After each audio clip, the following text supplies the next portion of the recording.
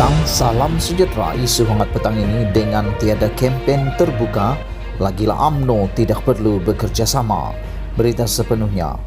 Pelbagai pihak dilihat tidak senang dengan pengumuman Menteri Kesihatan Khairy Jamaluddin berhubung larangan ceramah, majlis sosial, pelancaran jentera dan segala aktiviti terbuka sepanjang tempoh berkempen dalam PRN Melaka.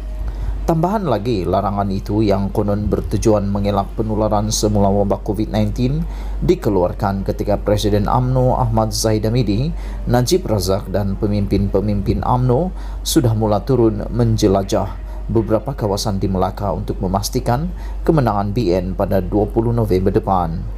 Bagi pihak dalam UMNO, mereka melihat larangan itu tidak lain bertujuan menghalang pemimpin-pemimpin UMNO menjalankan kerja-kerja kempen secara agresif bertemu pengundi.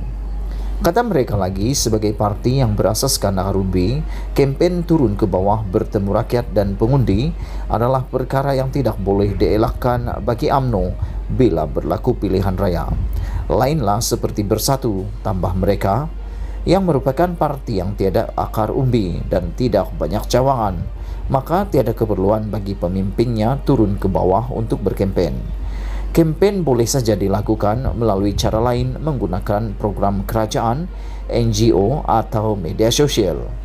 Selain itu, ada pihak dalam UMNO juga melihat larangan kempen itu sebagai strategi halus untuk mendesak agar UMNO akhirnya sedia bekerjasama dengan PN bagi memastikan PH tidak berpeluang mencapai kemenangan. Di waktu yang sama, PH juga turut tidak senang dengan larangan kempen yang diumumkan Khairy Jamaluddin itu. Sementara itu, Ketua Penerangan PKR Samsul Iskandar Muhammad Akin menganggap larangan itu memperolok sistem demokrasi. Lim Guan Eng pula sedang mengkaji untuk mencabarnya daripada sudut undang-undang. Daripada satu sudut, oleh kerana banyak sektor ekonomi dan aktiviti sosial telah dibenarkan seperti melancong, bermesyuarat, kenduri dan sebagainya. Tambahan lagi, lebih 90% rakyat sudah menerima vaksin. Melarang aktiviti kempen untuk pilihan raya ternampak seperti tidak masuk akal. Jika begitu, apa gunanya vaksinasi? Sepatutnya, biarlah semua aktiviti kempen dibenarkan. Yang penting SOP asas seperti menjaga kebersihan, memastikan penjarakan fisikal dan memakai pelitup muka hendaklah sentiasa dipatuhi.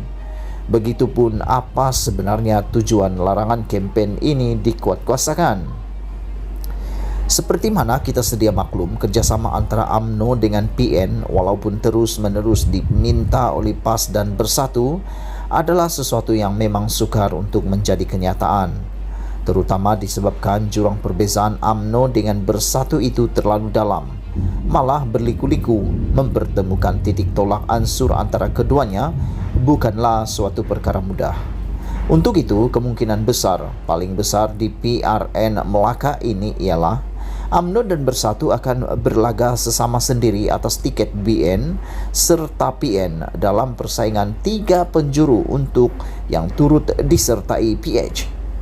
Apabila berlaku pertembungan itu, mereka yang paling susah hati ialah kelompok Menteri UMNO yang diketahui sejak dulu berjiwa pro kepada Bersatu. Kalau mereka turun berkempen untuk UMNO, bimbang nanti Bersatu akan berkecil hati. Dan jika turun berkempen menolong Bersatu pula, ia sudah tentu melanggar disiplin parti. Lalu, dengan adanya larangan turun berkempen secara terbuka yang diumumkan KJ itu, selamatlah mereka dan mereka kini tidak perlu langsung turun berkempen baik untuk UMNO maupun untuk Bersatu. Di waktu yang sama, disebabkan cawangan dan akar umbi UMNO lebih kukuh berbanding Bersatu, apa yang perlu dilakukan oleh parti itu dengan adanya larangan kempen terbuka ini ialah memanfaatkan kekuatan itu sepenuhnya untuk mendekati lagi semua kelompok pengundi. Ia boleh dilakukan melalui jentera media sosial tempatan yang mungkin sudah sedia wujud di peringkat cawangan, dan jika belum ada, masih ada masa untuk mewujudkannya dengan menyenaraikan nama pengundi dalam daftar mereka. Kemudian, segala hal berkaitan kempen, termasuk serangan kepada pihak lawan dan menjawab isu-isu yang berbangkit, hendaklah menggunakan saluran tersebut sebaik-baiknya. Bersatu yang tidak banyak cawangan dan tiada akar umbi sudah tentu berdepan kesukaran berkempen hingga ke bawah menggunakan media sosial, kecuali yang boleh dilakukan ialah mewujudkan pusat-pusat serangan yang beroperasi di Kuala Lumpur atau di Bandar Melaka. Tetapi sudah tentu keberkesanannya tidak menyeluruh atau mampu meresap ke bawah berbanding apa yang digerakkan UMNO melalui akar umbinya yang sudah sedia wujud itu.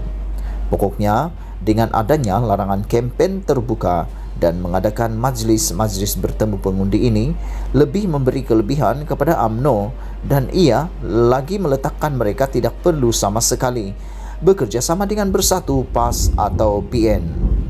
Senang-senang Bersatu akan ditinggalkan dalam gerak kerja kempen dan mendekati pengundi.